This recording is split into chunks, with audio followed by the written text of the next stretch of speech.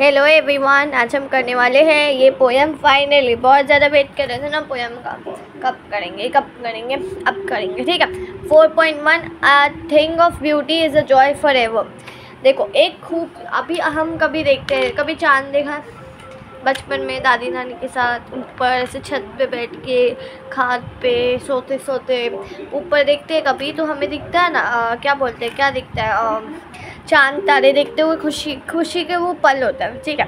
अगर आप अभी वो पल को याद करेंगे, वो आपको और खूबसूरत लगने वाला है। ठीक है। तो इसका मतलब यही होता है, एक जो खूबसूरत चीज़ होती है नेचर से रिलेटेड बताया इसमें, तो वो हमेशा और ज़्यादा खूबसूरत दिखती है।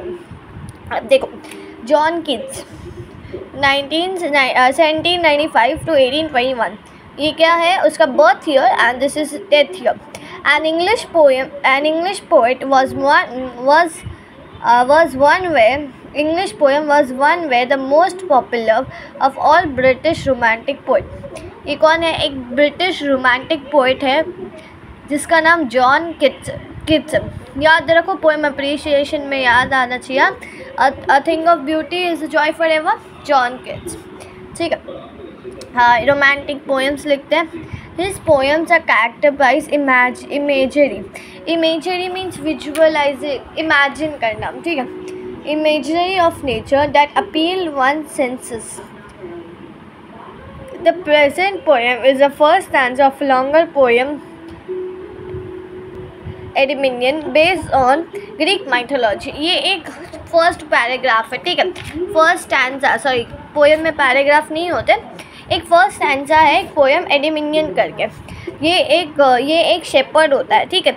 एक भेड़ चढ़ाने वाला होता है जो उसको है ना, जो चांद की जो एक गॉडनेस होती है, मून गॉडनेस, उससे प्यार हो जाता है, तो उसके लिए ये पोएम लिखी है। ठीक है।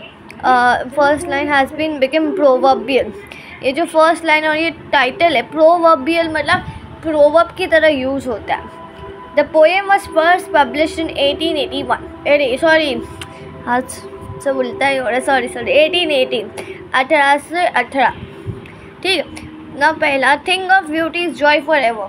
इस लाइन का मतलब तो मैंने समझा दिया, फिर से बता देती हूँ, इंग्लिश में भी बता देती हूँ। Once we see a beautiful thing, okay, whenever we see a beautiful thing, and once we see a beautiful thing, whenever we remember it, okay, whenever we remember it, the feelings and the joy will be enhanced, it will never be faded।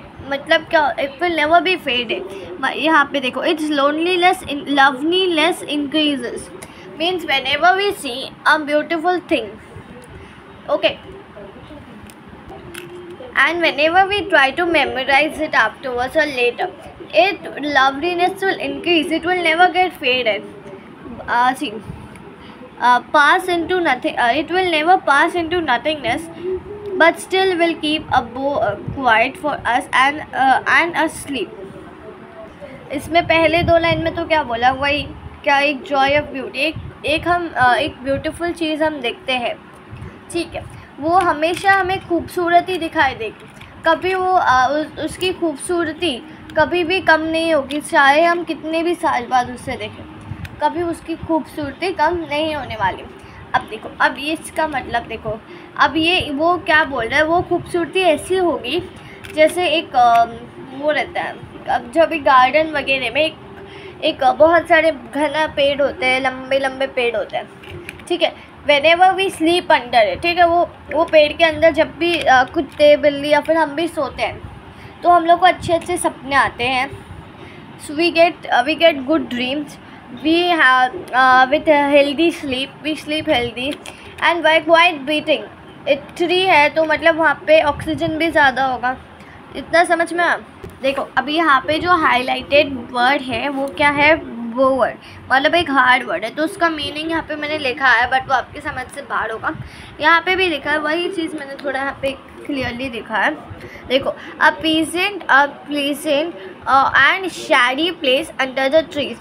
मतलब बहुत सारे बड़े बड़े लंबे लंबे से बहुत घने पेड़ होंगे, उसके नीचे सोने में बहुत ज़्यादा अलग ही मज़ा आता है, वो बता रहे हैं। उसके नीचे हम सोएंगे, अच्छे सपने आते हैं, अच्छी ऑक्सीजन मिलती है, अच्छी हवा मिलती है, एकदम ठंडक, दिल को सुकून मिलता है, वैसा बता रहे हैं सेंटेंस पर, ठीक है ना। Therefore on every morrow we are breathing a flowery band to bind us to the earth.